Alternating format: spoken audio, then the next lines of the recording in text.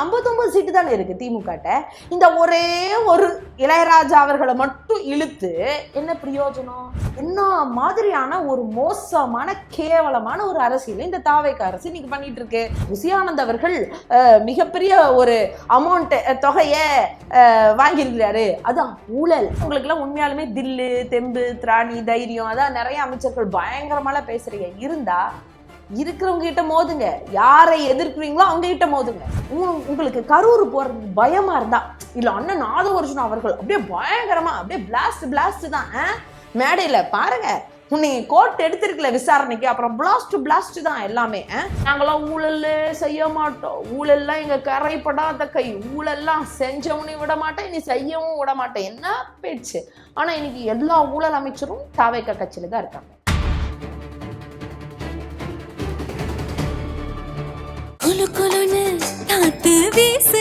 உங்கள் சத்யாவில் குளு குளு ஏசி ஆஃபர். டயா பூஸ்டர் சுகரை கண்ட்ரோல் பண்ணும், உங்க ஆரோக்கியத்தை மீட்டு தரும். சர்க்கரையை கட்டுப்படுத்துறதுக்கான எளிமையான வழிமுறை, இயற்கையான வழிமுறை. அனைத்து மருந்து கடைகளிலும் கிடைக்கும். இன்னைக்கு ரொம்ப ஹார்ட் ஆஃப் த டாபிக்கா போய்கிட்டே இருக்கிறதுனா, அமைச்சர் செந்தில் பாலாஜி அவர்கள் அவங்க வீட்டுக்கு போனாங்க, சமன் கொடுத்தாங்க. சரி, இதெல்லாம் வருவோம். அதுக்கு முன்னாடி என்ன இளையராஜா அவர்கள் இல்லையா, ஊத்தங்கரை தொகுதி எம்எல்ஏ. ஃபர்ஸ்ட் தாவேக இந்த மாதிரியான ஒரு விஷயத்தை, ஒரு பிம்பத்தை, அதாவது இந்த இளையராஜா அவர்களை செந்தில் பாலாஜி அண்ணன் வந்து இந்த பக்கம் திமுகவுக்கு வர்றதுக்கு வந்து அவர் பேச்சுவார்த்தை நடத்தினாரு. 30 கோடி 35 கோடி இல்லை 150 கோடி அப்படின்னு எல்லாம் சொல்றீங்களே, உங்களுக்குலாம் அந்த தகுதி இருக்கா? ஃபர்ஸ்ட் டிவிகே கட்சிக்கு அந்த தகுதி இருக்கா? ஃபர்ஸ்ட் ஊத்தங்கர தொகுதியில யார வேட்பாளரா நீங்க நிறுத்துனீங்க? அங்க வேட்பாளரா நின்னவர் குமரவேல்னு சொல்லிட்டு ஒருத்தர். அவரை தான் விஜய் அவர்கள் வேட்பாளர் அறிவிப்பு கூட்டத்துல, அதாவது டிவிகேவினுடைய வேட்பாளர் அறிவிப்பு கூட்டத்துல கூப்பிட்டு பக்கத்துல நிக்க வச்சதா இப்படி எல்லாம் கை காமிப்பார்ல, அப்புறம் முத்தமெல்லாம் கொடுப்பார்ல, கட்டியெல்லாம் பிடிப்பார்ல, இவர் தான் ஊத்தங்கரை தொகுதியினுடைய வேட்பாளரா தாவேக சார்பா நிக்க போறாருன்னு சொன்ன ஒரு ஆள். அந்த மனிதருடைய பேரு குமரவேல். அவர் தான் தாவேக கட்சியில் இருந்திருக்காரு. அந்த கட்சி ஆரம்பிச்சதுல இருந்து அந்த இடத்துல நிறைய அந்த கட்சிக்கான பணிகள் எல்லாம் செஞ்சிருக்காரு. அப்போ ஒரு பிஃபார்ம், அதாவது அதுதான் வந்து நீங்க போய் வேட்புமனு தாக்கல் பண்ணலாம்னு சொல்லி எல்லா கட்சி சார்ந்தவங்களும் கொடுக்கக்கூடிய அந்த பிஃபார்ம் கொடுத்து அனுப்பிச்சிருக்காங்க. அதை ஒரு அமைச்சர் பாதியிலே புடுங்கி இன்னொருத்தர்கிட்ட கொடுத்திருக்காரு. கொடுத்தவர் யாரு அப்படின்னா, கொடுத்தவர் தான் அந்த ஊத்தங்கரை தொகுதியோட இப்ப எம்எல்ஏவா இருக்கிறாருல இளையராஜா அவர்கள். இளையராஜா அவர்கள் எங்கிருந்து வந்தாரு?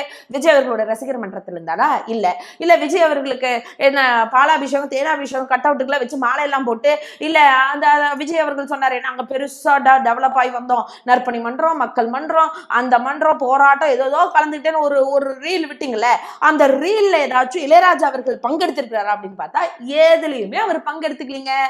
ஏன்னா இளையராஜா அவர்களுடைய பேக்கப் என்னன்னு போய் பார்த்தா, அவர் அதிமுக இருந்தவர்.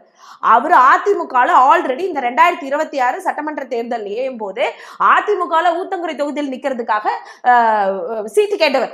அங்க சீட்டு கொடுக்கலன்னு தெரிஞ்சு 2 நாள்ல, அதுவும் தாவேகாலையும் குமரவேலோன்னு ஒருத்தரை ஊத்தங்கரை தொகுதி சட்டப்பேரவை உறுப்பினரா வந்து அறிவிச்சு பிஃபார்ம் கொடுத்த ஒரு நிலையில திடீர்னு 2 நாள்ல அந்த குமரவேல் கிட்ட இருந்து அதை வந்து இளையராஜா அவர்களுக்கு ஒரு அமைச்சர் கைமாத்தி கொடுக்குறாரு. அது எந்த அமைச்சர்னு தெரியல. இப்ப எனக்கு என்ன டவுட்னா, சும்மாவே கொடுத்துருப்பாங்களா? குமரவேல் அவர்கள், அதாவது டிவிகே கட்சிக்கு உழைச்சவர், அவர் கட்சி ஆரம்பத்திலிருந்து விஜய் அவர்கள் கட்சி ஆரம்பிச்சதுல இருந்து கூட இருந்தவர், அவர்கிட்ட இருந்து வாங்கி இளையராஜா கிட்ட கொடுக்கிற அளவுக்கு ஒரு அமைச்சர் கொடுத்திருக்காருல, அந்த அமைச்சருக்கு எதுவும் போகாமையா இருந்திருக்கும் ஒரு டவுட். ஏன்னா இவர் நேர்மையா இருந்த மாதிரில இளையராஜா அவர்கள் இன்னைக்கு வந்து சொல்லியிருக்காரு, என்னைய வந்து இத்தனை கோடி கொடுத்து கேட்டாங்க டிஎம்கேக்கு வர சொல்லி, இல்லைன்னா மிரட்டுறாங்க. யாராச்சும் ஒருத்தர் இந்த பக்கம் இழுக்கணும்னு நினைக்கிறவரு காசு அதிகமா கொடுக்கணும்னு தான் சொல்லுவாங்களே, மிரட்டவெல்லாம் வேற செய்வாங்களா? ஆனா இதையெல்லாம் நம்புறீங்க. டிவிகே பாய்ஸ் இல்ல டிவிகே தொண்டர்கள், இதுல இருக்கக்கூடிய கேர்ள்ஸும் சேர்ந்து சொல்றேன், எல்லாரும் நம்புறீங்களா பாருங்களேன். அடேங்கப்பா. சரி, இதை விட இது எப்படிங்க நம்புறது? நீங்க சொல்றதுல உண்மையா அப்படின்னு கூட நிறைய பேருக்கு டவுட் வரலாம். இது உண்மைதான். நிறைய நியூஸ் சேனல்ல அப்பவே வந்துச்சு. அதாவது தேர்தலுக்கு முன்னாடி அப்போ குமரவேல் அவர்களே ஒரு நியூஸ் சேனலுக்கு எல்லாம் பேட்டி கொடுத்தாங்க, பிரபலமா இருக்கக்கூடிய நியூஸ் சேனலுக்கு. என்னன்னு பேட்டி கொடுத்தாங்க? இந்த மாதிரி எங்கிட்ட தான் பிஃபார்ம் எல்லாம் கொடுத்தாங்க, நான் தான் ஊத்தங்கரை தொகுதியோட சட்டமன்ற உறுப்பினரா நிக்கணும், ஆனா எங்கிட்ட தான் அந்த பிஃபார்மை பிடிங்கி இன்னைக்கு இளையராஜா அப்படிங்கிற ஒருத்தர்கிட்ட கொடுத்துட்டாங்க, அது எப்படின்னு எனக்கு தெரியல அப்படின்னு சொல்லியிருக்காங்க. இன்ன வரைக்கும் டிவிகேவினுடைய அபிஷியல் பேஜ்ல ஊத்தங்கரை தொகுதியினுடைய கேண்டிடேட்டா குமரவேல் அவர்களோட பேர் தான் இருக்கு, எம்எல்ஏ இல்ல. அதுக்கு முன்னாடி தேர்வு செய்யப்பட்ட கேண்டிடேட் லிஸ்ட் இருக்குல்ல, அதுல குமரவேல் அவர்களோட பேர் தான் இருக்கு. இது கூடவாயா கரெக்ட் பண்ண மாட்டீங்க? இந்த route mafia, the voice of common, அப்புறம் இன்னும் விர்ச்சுவல் வாரியர்ஸ், இத்தனை பேர் இருக்கீங்களே, எப்படியா இதெல்லாம் விட்டீங்க? அடுத்தவனோட எஃபிஐ அடிக்கணும், அடுத்தவனோட இன்ஸ்டாகிராம் பேஜ் ரிப்போர்ட் அடிக்கணும், அதை எப்படியாச்சும் தூக்கணும். இதே வேலையில இருந்தீங்கன்னா உங்க கட்சியில நடக்கிற தில்லுமுள்ள எல்லாம் மத்தவன் கண்டுபிடிச்சிட மாட்டான். இந்த அறிவு கூடவா இல்ல? சரி, இதெல்லாம் விட நாங்க நிறைய விஷயம் சொல்லிட்டோம்.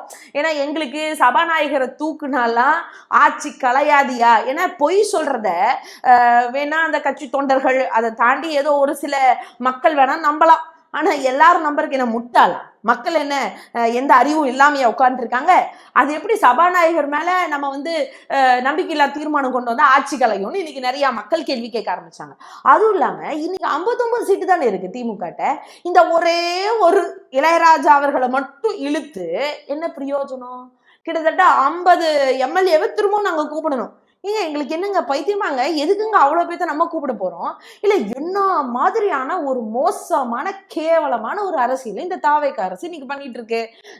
ஏன்னா இன்னைக்கு இருக்கக்கூடிய சட்ட பிரச்சனை, அதை தாண்டி இருக்கக்கூடிய விவசாய போராட்டம், இன்னைக்கு ஆசிரியர்கள் போராட்டம் பண்ணிட்டு இருக்காங்க, இன்னைக்கு நிறைய பெண்களுக்கு திரும்ப பாலியல் பிரச்சனை ரொம்ப அதிகமா போயிட்டு இருக்கு. அது எல்லாத்த விட அமைச்சர் புசி ஆனந்த் அவர்கள் மிகப்பெரிய ஒரு அமௌண்ட் தொகையை வாங்கியிருக்கிறாரு, அதான் ஊழல் அப்படி பண்ணியிருக்கிறாரு அப்படின்னு சொல்லி இன்னைக்கு நாங்க சொல்லல, தாவேகா கட்சியினுடைய வழக்கறிஞர்ல ஒரு பெண் நிர்வாகி தான் போய் இன்னைக்கு கேஸே கொடுத்துருக்காங்க.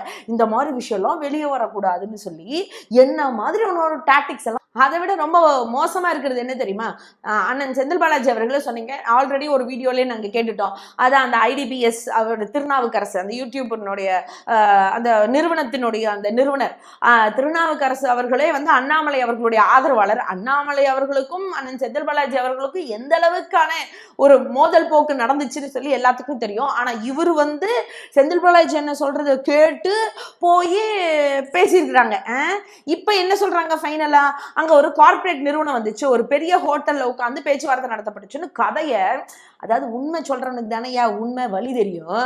பொய்ய சொல்றவன் என்ன கதையை வேணாலும் கட்டிட்டே இருக்கலாம்ல. இது அப்படியே போய்கிட்டே இருக்கு பாருங்க, அடுத்தடுத்துன்னு. ஆனா இதுல எல்லாம் ரொம்ப ஒரு விஷயம் யோசிக்கக்கூடிய விஷயமா, அதை தாண்டி என்னையா நீங்கெல்லாம் ஒரு ஆட்சி பண்றீங்க அப்படின்னு கேட்கணும்னு தோணுது. என்ன தெரியுமா? அதாவது உங்களுக்கு எல்லாம் உண்மையாலுமே தில்லு, தெம்பு, திராணி, தைரியம், அதான் நிறைய அமைச்சர்கள் பயங்கரமாலாம் பேசுறீங்க. இருந்தா இருக்கிறவங்க கிட்ட மோதுங்க. யாரை எதிர்க்கிறீங்களோ அவங்க கிட்ட மோதுங்க.